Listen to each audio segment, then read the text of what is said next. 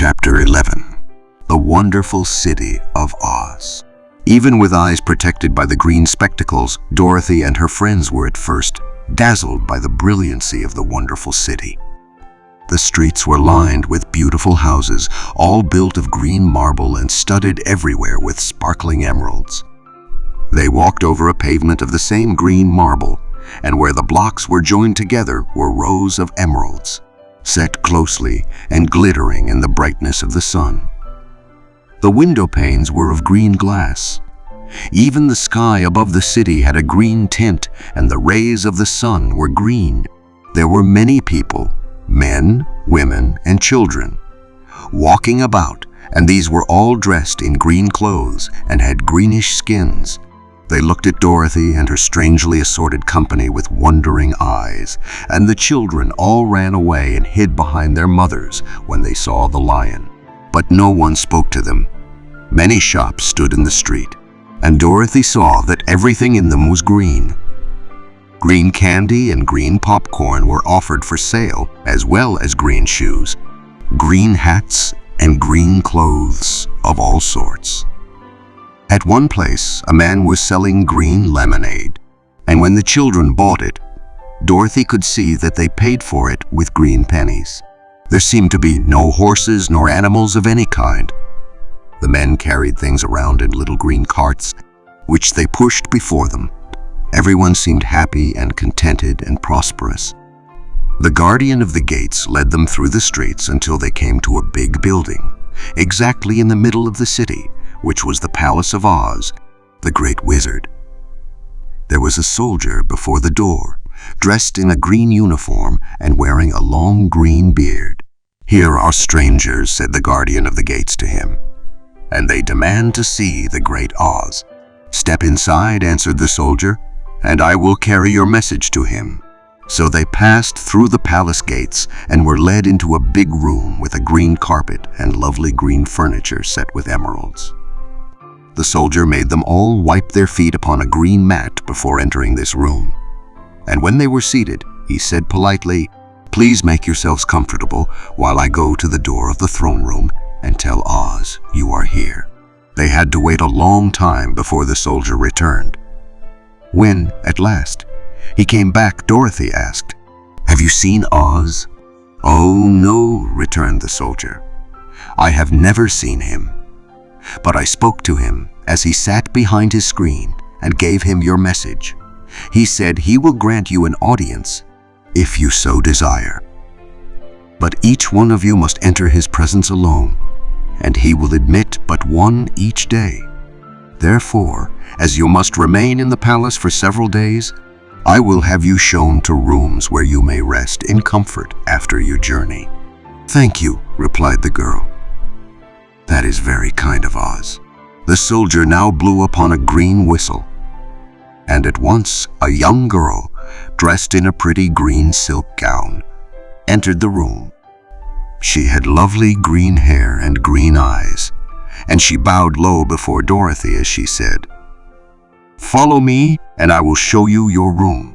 So Dorothy said goodbye to all her friends except Toto, and taking the dog in her arms, followed the green girl through 7 passages and up 3 flights of stairs until they came to a room at the front of the palace. It was the sweetest little room in the world, with a soft, comfortable bed that had sheets of green silk and a green velvet counterpane. There was a tiny fountain in the middle of the room that shot a spray of green perfume into the air, to fall back into a beautifully carved green marble basin. Beautiful green flowers stood in the windows, and there was a shelf with a row of little green books. When Dorothy had time to open these books, she found them full of queer green pictures that made her laugh. They were so funny. In a wardrobe were many green dresses made of silk and satin and velvet, and all of them fitted Dorothy exactly. "Make yourself perfectly at home," said the green girl, "and if you wish for anything, ring the bell. Oz will send for you tomorrow morning." She left Dorothy alone and went back to the others. These she also led to rooms, and each one of them found himself lodged in a very pleasant part of the palace. Of course, this politeness was wasted on the Scarecrow. For when he found himself alone in his room, he stood stupidly in one spot, just within the doorway, to wait till morning.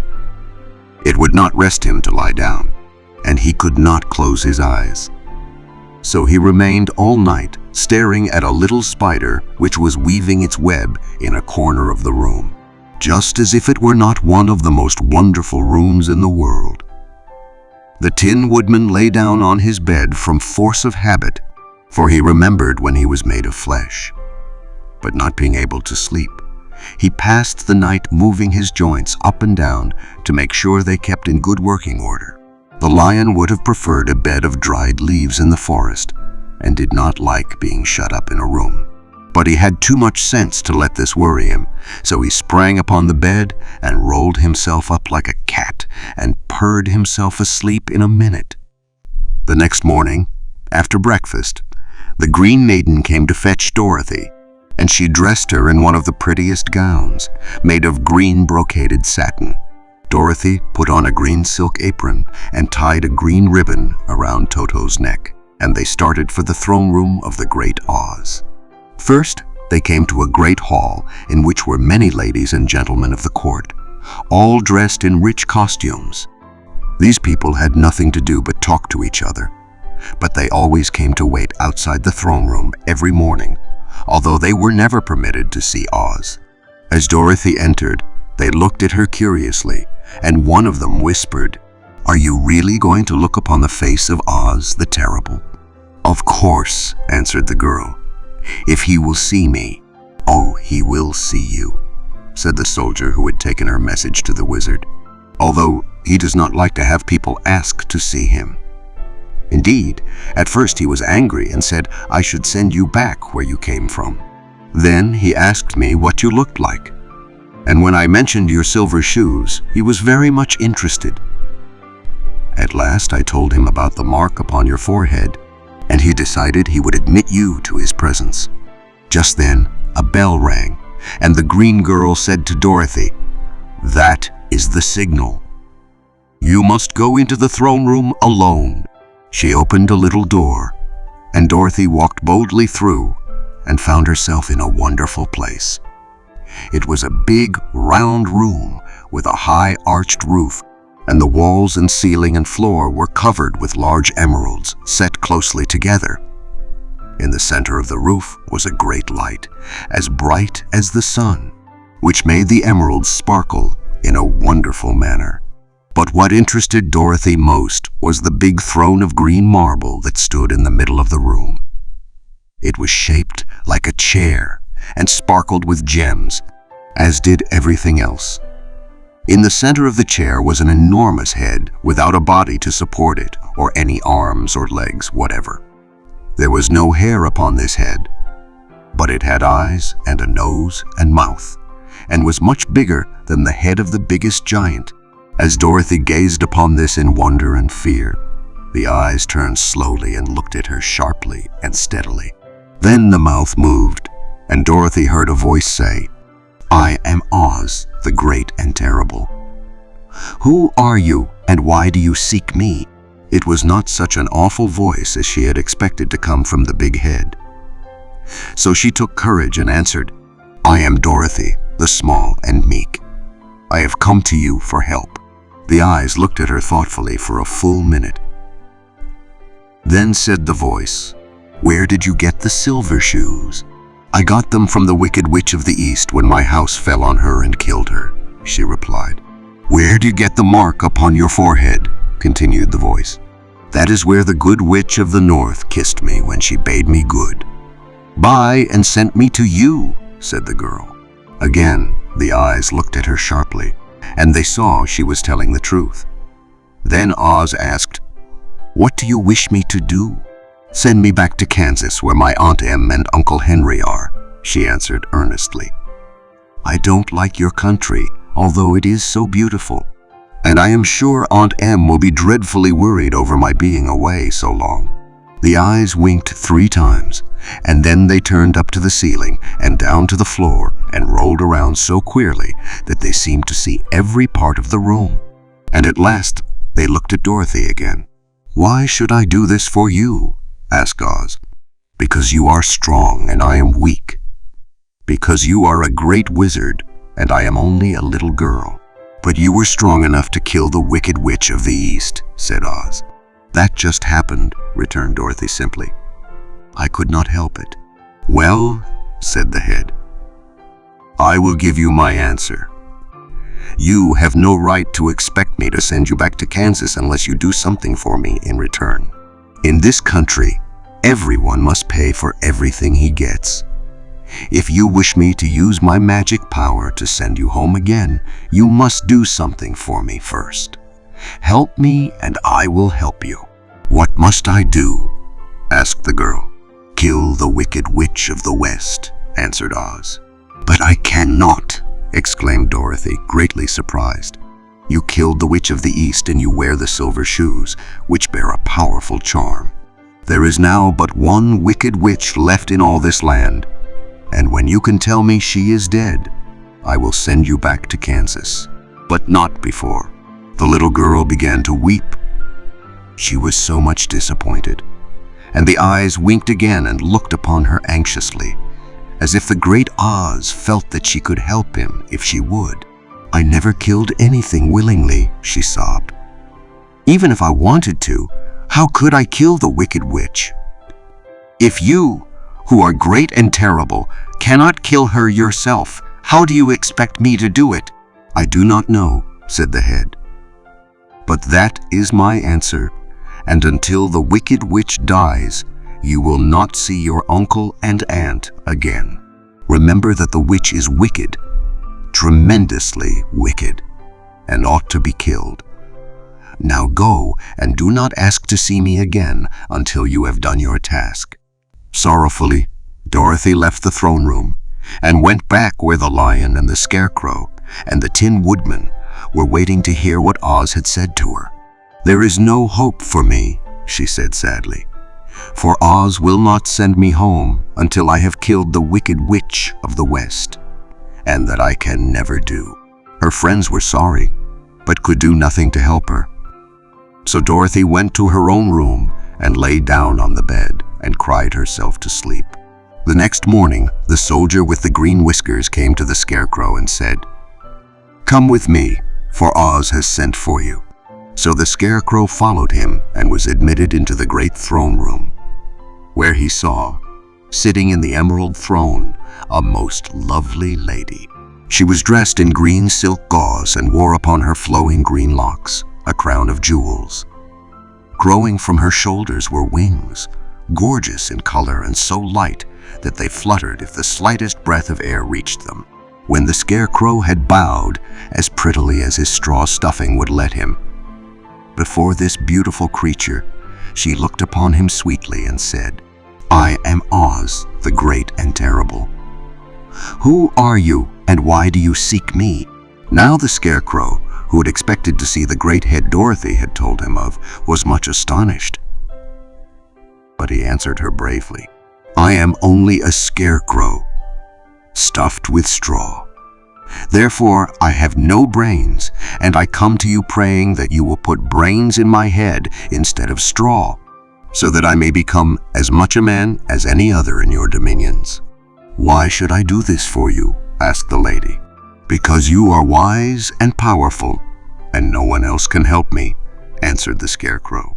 "I never grant favors without some return," said Oz. "But this much I will promise. If you will kill for me the Wicked Witch of the West, I will bestow upon you a great many brains, and such good brains that you will be the wisest man in all the land of Oz." "I thought you asked Dorothy to kill the witch," said the scarecrow in surprise. "So I did. I don't care who kills her. But until she is dead, I will not grant your wish. Now go, and do not seek me again until you have earned the brains you so greatly desire." The scarecrow went sorrowfully back to his friends and told them what Oz had said. And Dorothy was surprised to find that the great wizard was not a head, as she had seen him, but a lovely lady.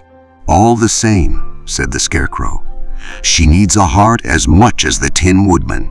On the next morning, the soldier with the green whiskers came to the Tin Woodman and said, "Oz has sent for you. Follow me." So the Tin Woodman followed him and came to the great throne room. He did not know whether he would find Oz a lovely lady or a head, but he hoped it would be the lovely lady. "For," he said to himself, "if it is the head, I am sure I shall not be given a heart, since a head has no heart of its own, and therefore cannot feel for me. But if it is the lovely lady, I shall beg hard for a heart, for all ladies are themselves said to be kindly-hearted." But when the woodman entered the great throne room, he saw neither the head nor the lady, for Oz had taken the shape of a most terrible beast. It was nearly as big as an elephant, and the green throne seemed hardly strong enough to hold its weight. The beast had a head like that of a rhinoceros, only there were 5 eyes in its face. There were 5 long arms growing out of its body, and it also had 5 long, slim legs, thick, woolly hair covered, for it would have beat loud and fast from terror. But being only tin, the woodman was not at all afraid, although he was much disappointed. "I am Oz, the great and terrible," spoke the beast, in a voice that was one great roar. "Who are you, and why do you seek me? I am a woodman and made of tin. Therefore I have no heart and cannot love. I pray you to give me a heart that I may be as other men are." "Why should I do this?" demanded the beast. "Because I ask it, and you alone can grant my request," answered the woodman. Oz gave a low growl at this, but said gruffly, "If you indeed desire a heart, you must earn it." "How?" asked the woodman. "Help Dorothy to kill the wicked witch of the West," replied the beast. "When the witch is dead, come to me, and I will then give you the biggest and kindest and most loving heart in all the land of Oz." So the Tin Woodman was forced to return sorrowfully to his friends and tell them of the terrible beast he had seen. They all wondered greatly at the many forms the great wizard could take upon himself, and the lion said, "If he is a beast when I go to see him, I shall roar my loudest and so frighten him that he will grant all I ask. And if he is the lovely lady, I shall pretend to spring upon her and so compel her to do my bidding. And if he is the great head, he will be at my mercy, for I will roll this head all about the room until he promises to give us what we desire. So be of good cheer, my friends, for all will yet be well." The next morning, the soldier with the green whiskers led the lion to the great throne room and bade him enter the presence of Oz. The lion at once passed through the door and, glancing around, saw, to his surprise, that before the throne was a ball of fire, so fierce and glowing he could scarcely bear to gaze upon it. His first thought was that Oz had by accident caught on fire and was burning up, but when he tried to go nearer, the heat was so intense that it singed his whiskers, and he crept back tremblingly to a spot nearer the door. Then a low, quiet voice came from the ball of fire, and these were the words it spoke. "I am Oz, the great and terrible. Who are you, and why do you seek me?" And the lion answered, "I am a cowardly lion, afraid of everything. I came to you to beg that you give me courage, so that in reality I may become the king of beasts, as men call me." "Why should I give you courage?" demanded Oz. "Because of all wizards, you are the greatest, and alone have power to grant my request," answered the lion. The ball of fire burned fiercely for a time, and the voice said, "Bring me proof that the wicked witch is dead, and that moment I will give you courage. But as long as the witch lives, you must remain a coward." The lion was angry at this speech, but could say nothing in reply. And while he stood silently gazing at the ball of fire, it became so furiously hot that he turned tail and rushed from the room. He was glad to find his friends waiting for him, and told them of his terrible interview with the wizard. "What shall we do now?" asked Dorothy sadly. "There is only one thing we can do," returned the lion. and that is to go to the land of the Winkies. Seek out the wicked witch and destroy her. But suppose we cannot, said the girl. Then I shall never have courage, declared the lion. And I shall never have brains, added the scarecrow. And I shall never have a heart, spoke the Tin of Woodman. And I shall never see Aunt Em and Uncle Henry, said Dorothy, beginning to cry. Be careful, cried the green girl. The tears will fall on your green silk gown and spot it. So Dorothy dried her eyes and said, I suppose we must try it. But I am sure I do not want to kill anybody, even to see Aunt Em again. I will go with you. But I'm too much of a coward to kill the witch, said the lion. I will go too, declared the scarecrow, but I shall not be of much help to you. I am such a fool. I haven't the heart to harm even a witch, remarked the Tin Woodman. But if you go, I certainly shall go with you. Therefore it was decided to start upon their journey the next morning. And the woodman sharpened his axe on a green grindstone and had all his joints properly oiled. The scarecrow stuffed himself with fresh straw, and Dorothy put new paint on his eyes that he might see better. The green girl, who was very kind to them, filled Dorothy's basket with good things to eat and fastened a little bell around Toto's neck with a green ribbon. They went to bed quite early and slept soundly until daylight, when they were awakened by the crowing of a green cock that lived in the backyard of the palace and the cackling of a hen that had laid a green egg.